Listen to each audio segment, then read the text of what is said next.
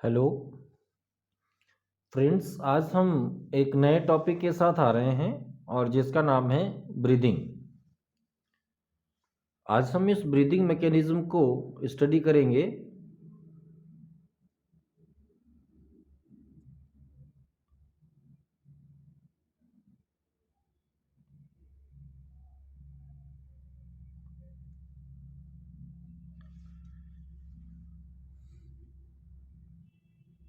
Breathing क्या है?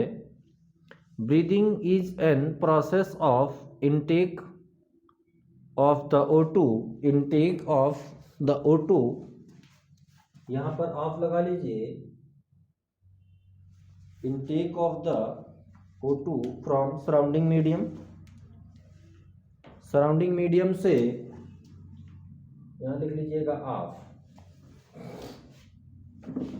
Breathing is an process of intake of the O2 from the surrounding environment, followed by alternating mechanism of inhalation and exhalation।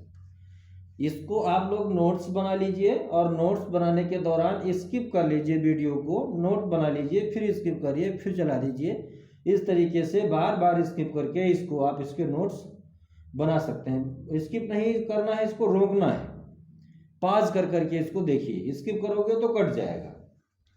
तो यहाँ पर आप बार बार इसको pause कर दीजिए, वीडियो को नोट्स बना लीजिए, फिर पॉज कर दीजिए, फिर नोट्स बना लीजिए।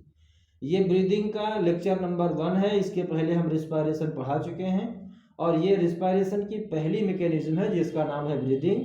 और चैप्टर नंबर 18 है क्लास 11th बायोलॉजी का। तो breathing is an process of intake of the O2 from the surrounding environment followed by the alternative mechanism of inhalation and exhalation. Inhalation क्या है कि during this process the diaphragm moves downward. ये diaphragm है, नीचे की तरफ move करेगा। And increases the area of chest cavity and lungs respectively. जब डायफ्राम नीचे की तरफ मूव करेगा तो चेस्ट कैविटी का एरिया बढ़ जाएगा और चेस्ट कैविटी का एरिया बढ़ेगा तो इसके लंग्स के ऊपर जो रिब्स का दबाव रहता है वो हट जाएगा और लंग्स भी एक्सपेंड कर जाएंगे। जब लंग्स एक्सपेंड करेंगे तो इनके एल्वियोलर एरिया, सरफेस एरिया बढ़ जाएगा। एरिया बढ़ जाता है तो एयर का एक नेचर रहता है कि air always फिल्स the empty space. जैसे ही कोई खाली स्थान मिलता है, हवा उस खाली स्थान को घेरने का प्रयास करती है, जिसकी वजह से जब चेस्ट कैविटी का एरिया बढ़ जाएगा तो बाहर की जो सराउंडिंग एयर है नॉस्ट्रिल्स के थ्रू लैरिंग्स में, लैरिंग्स से ट्रेकिया, फिर ब्रोंकाई और ब्रोंकाई से होते हुए ब्रेंक्यूल्स और फिर एल्वियोलाई के अंदर पहुंच जाती है। इसको कहा जाता है इनहेलेशन। लेकिन यहाँ पर जब ऑक्सीजन का गैसेस एक्सचेंज हो जाएगा, कार्बन डाइऑक्साइड एल्वियोलाई में वापस आ जाएगी, तब तक के लिए एक्सहेलेशन स्टार्ट होगा क्योंकि कार्बन डाइऑक्साइड को बाहर निकालना है। तो एक्सहेलेशन क्या है कि during exhalation diaphragm moves upward. ये डायफ्राम अपनी रेस्ट पोजीशन में आ जाएगा, अपवर्ड की तरफ मूव करेगा। And decreases the volume of chest cavity and carbon dioxide from lungs come out. Lung से कार्बन डाइऑक्साइड बाहर आ जाती है। तो ये हमारा था एक्सहेलेशन। अब इनहेलेशन और एक्सहेलेशन, इन दोनों की अल्टरनेटिव मैकेनिज्म का रिजल्ट है ब्रीदिंग। जब एक बार आपके एल्वियोलाई में ऑक्सीजन आ जाती है तो यहाँ पर गैसेस एक्सचेंज होता है। हम गैसेस एक्सचेंज को डिस्क्राइब करेंगे। ये हमारा एल्वियोलाई है और इस एल्वियोलाई के अंदर एयर आई हुई है। अब चूंकि एक क्वेश्चन और यहाँ पर आ जाता है कि सर हम एयर लेते हैं और एयर में तो आपकी हीलियम भी है, नियॉन भी है, आर्गन भी है, क्रिप्टन भी है, जेनॉन भी है, रेडॉन भी है और उसी के साथ में अमोनिया गैस भी है, हीलियम गैस भी है, नाइट्रोजन गैस भी है, ब्यूटेन गैस भी है, मैनी गैसेस हैं। लेकिन हम सिर्फ ऑक्सीजन इनकी बात करते हैं, यहाँ लिखते हैं कि इनटेक ऑफ ऑक्सीजन, जबकि हम एयर में तो बहुत सारी गैसेस लेते हैं। हाँ, ये बात आपकी सही है, हम एयर में बहुत सारी गैसेस को लेते हैं। जैसे मान लीजिए आपके यहाँ कोई मेहमान आया हुआ है और उस मेहमान को आपको ड्रॉप करना है, उसको बस पकड़वाना है, बस स्टॉप तक जाना है, तो हम सारे लोग उसको लेके जाते हैं बस स्टॉप तक छोड़ने के लिए, ड्रॉप करने जाते हैं। लेकिन मेहमान हमारा बस में बैठ के चला जाता है और हम सारे लोग वहाँ से वापस चले आते हैं। ऐसे ही ये बहुत सारी गैसेस हैं, ये एल्वियोलाई तक आती तो हैं, लेकिन यहाँ पर डिफ्यूजन कार्बन डाइऑक्साइड का होता है, कार्बन डाइऑक्साइड का है, डिफ्यूज्ड इन डिफ्यूज्ड आउट होती है, और बाकी गैसेस वहाँ से वापस चली जाती है। ये हमारे सिस्टम में डिफ्यूज नहीं होती है।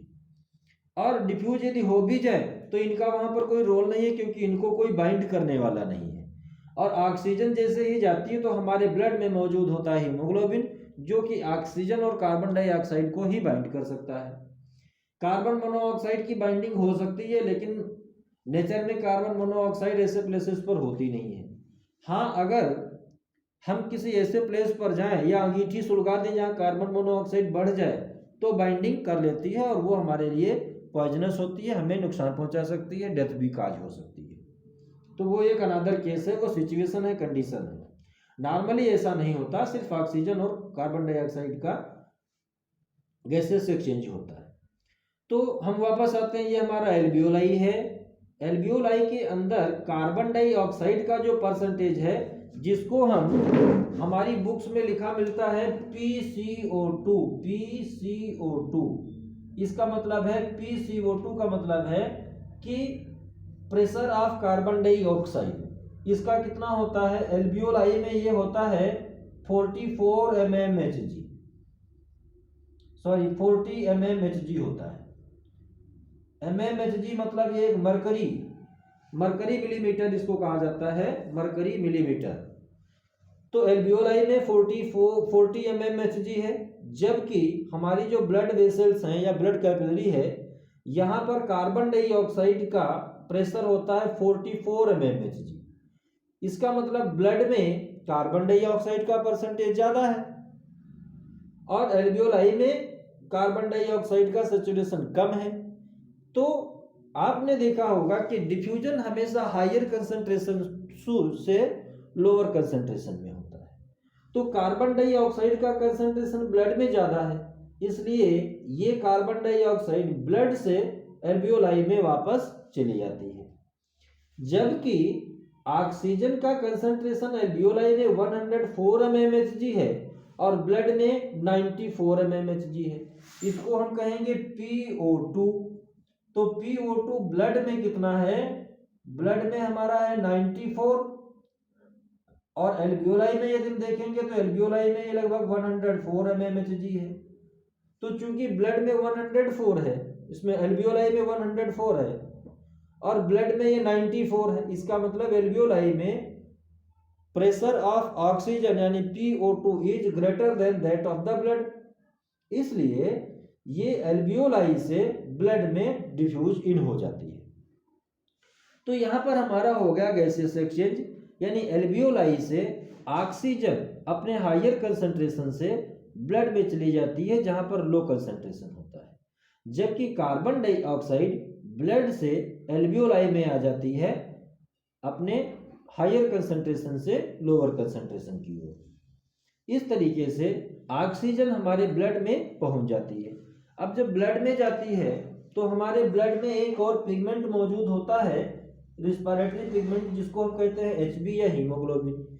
ये हीमोग्लोबिन ऑक्सीजन के साथ बाइंड होकर के HbO2 बना लेता है, ऑक्सी हीमोग्लोबिन बन जाता है, और इस तरीके से ये ब्लड हमारा हो जाता है प्यूरिफाइड। ये प्यूरिफाइड ब्लड कहाँ आ जाता है?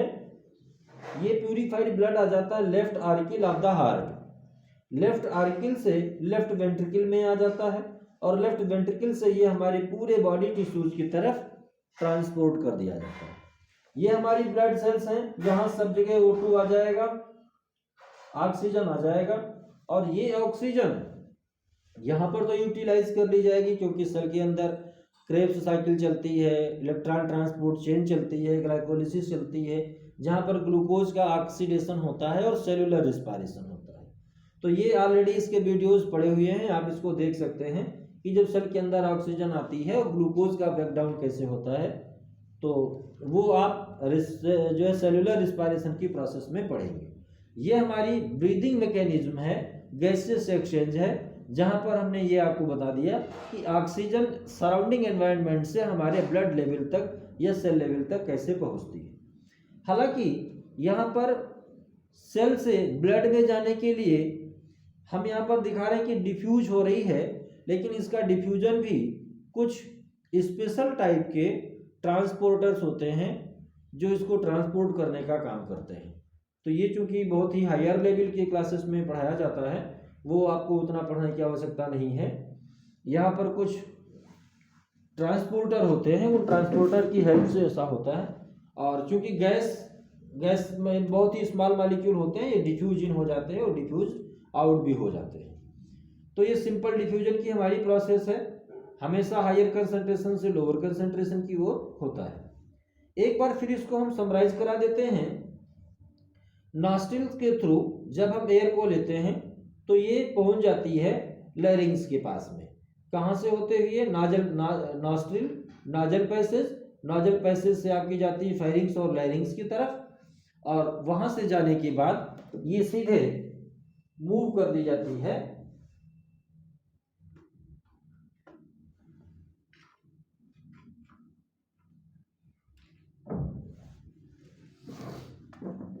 ये आप देख सकते हैं। तो ये सीधे यहाँ से आएगी और यहाँ आने के बाद में फिर ये आपका ट्रेकिया है, ट्रेकिया से ब्रोंकाई, ब्रोंकाई से ब्रेंक्यूल्स और एल्वियोलाई, और वहाँ एल्वियोलाई में जाने के बाद में जब ये एल्वियोलाई में जाएगी तो यहाँ पर एल्वियोलाई के अंदर कार्बन डाइऑक्साइड का कंसंट्रेशन 40 mmHg होता है, जबकि ब्लड में 44 mmHg होता है। इसलिए ये अपने हायर कंसंट्रेशन से लोअर कंसंट्रेशन यानी ब्लड से एल्वियोलाई में आ जाएगी और जहाँ से इसको एक्सहेल आउट कर दिया जाता है। एल्वियोलाई के अंदर ऑक्सीजन का कंसंट्रेशन PO2 होता है 104 mmHg और जबकि ब्लड में होता है 94। तो ये भी अपने हायर कंसंट्रेशन से लोअर कंसंट्रेशन यानी एल्वियोलाई से ब्लड की तरफ मूव कर जाएगी और यहाँ आने के बाद में ये हीमोग्लोबिन के साथ कंबाइंड होकर के ऑक्सी हीमोग्लोबिन बना लेती है, जो कि आएगी हार्ट में, वापस प्यूरिफाइड हो जाएगा ब्लड और oxygenated blood left auricle of heart में आता है। उसके बाद में लेफ्ट वेंट्रिकल ऑफ हार्ट, और लेफ्ट वेंट्रिकल ऑफ हार्ट से मेन ऑर्टा के थ्रू ब्लड में सप्लाई हो जाता है। ब्लड की सेल लेवल तक जाकर के ऑक्सीजन को यूज कर लिया जाएगा, कार्बन डाइऑक्साइड बाहर आएगी और ये कार्बन डाइऑक्साइड बाहर आकर के फिर से ब्लड में डिफ्यूज हो जाती है और फिर ये ब्लड वापस चला आता है लंग्स के पास में प्यूरिफाई होने के लिए। तो ये थी हमारी complete process of the breathing mechanism. और वीडियो आपकी समझ में आया हो तो लाइक, शेयर और सब्सक्राइब भी करिए ताकि अन्य लोगों का भी भला हो सके। और इसके बाद में हम नेक्स्ट लेक्चर इसका कैरी ऑन करेंगे। तो thanks for watching my video, बने रहिए बायोज्ञान के साथ।